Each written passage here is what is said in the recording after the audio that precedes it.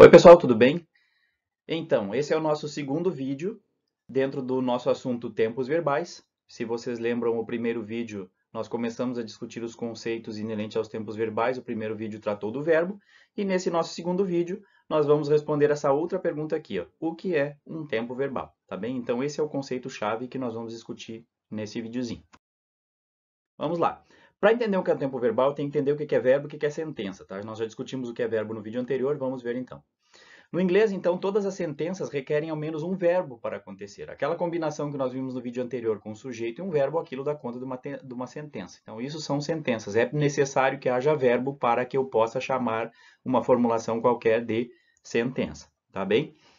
Então, desde que tenha um sujeito e um verbo, eu tenho uma sentença. Por exemplo, ó, vamos ter, no vídeo anterior eu coloquei a mesma frase. My parents work in a big company. Onde é que estão esses elementos aqui, então? Aqui nós temos o verbo work, trabalhar.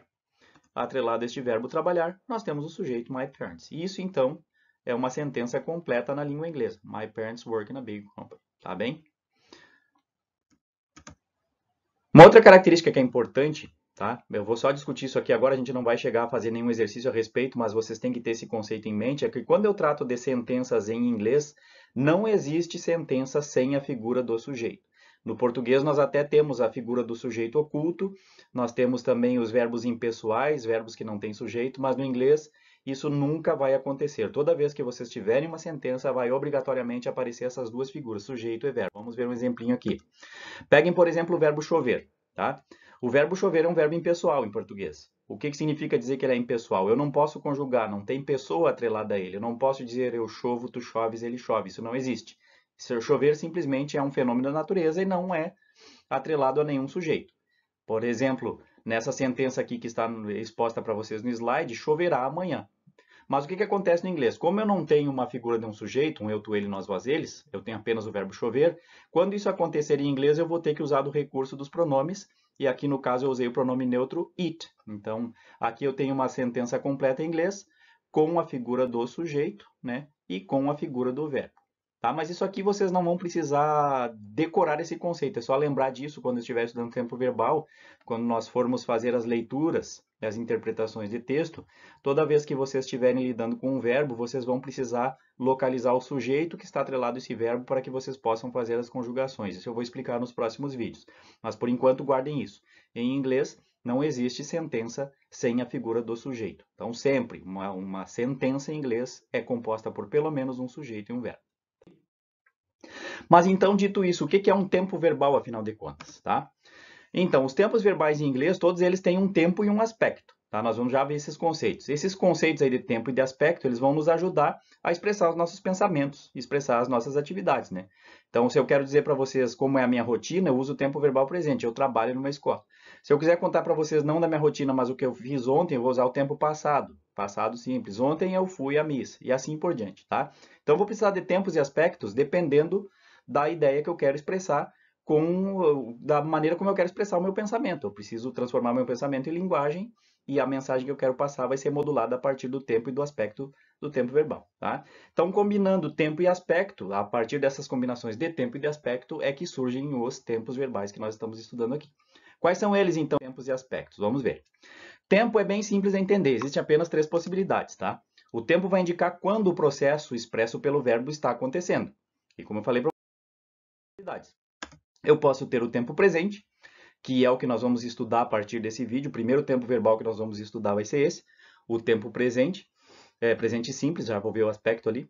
Nós temos aqui uma frase, por exemplo, usada no presente simples, I work in a school, ou seja, isso é o que eu faço hoje. No tempo presente, a minha rotina é essa, trabalhar em uma escola. O tempo pode expressar ideias do passado.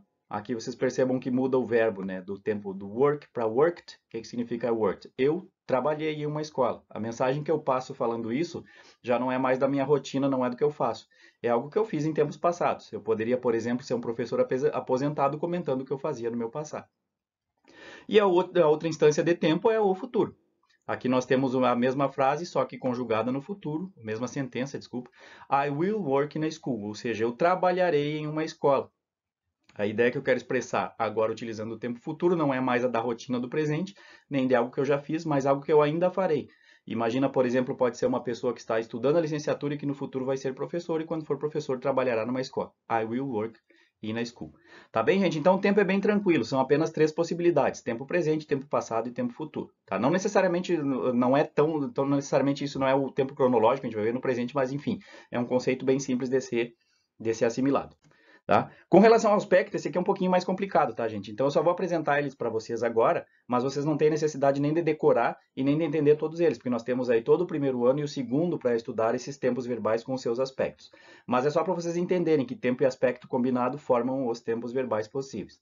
Quais são os aspectos, então? O que é um aspecto primeiro? O aspecto vai indicar a forma como o processo expresso pelo verbo acontece. Tá? Eu posso estar falando de um presente, de um passado, de um futuro, mas a forma como essa ação ou esse estado ou aqueles processos que nós vimos lá acontecem, ele pode ser expresso de maneiras diferentes.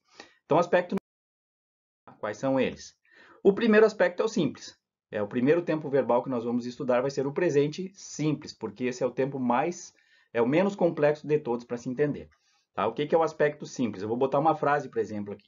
No presente simples, a mesma que estava no anterior. I work in a school. Tá? Vocês vão perceber que não é só o nome que é simples, a forma para expressar uma ideia também é bem tranquila, bem simplificado. Vocês não têm nenhuma conjugação diferente. É o verbo trabalhar puro e simples na maneira como ele aparece aí no dicionário. Um outro aspecto é o contínuo. Agora vai mudar um pouquinho essa forma do verbo ali. Não vai ser só o work que vai aparecer, o exemplo. Tempo presente mais contínuo, I am working na school. Esse aspecto aqui está dizendo que não é necessariamente a minha rotina, mas o que está acontecendo no momento. Neste momento eu estou trabalhando em uma escola.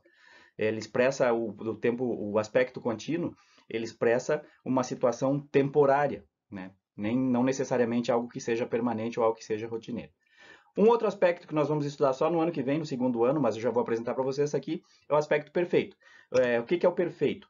I have worked in a school, nós temos o exemplo aqui, seria eu trabalhei em uma escola. A tradução literal, tenho trabalhado em uma escola, que também serve para isso.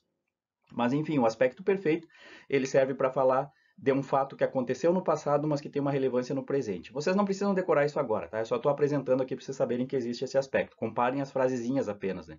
Olha como o verbo está se comportando. No simples é o puro e simples, work.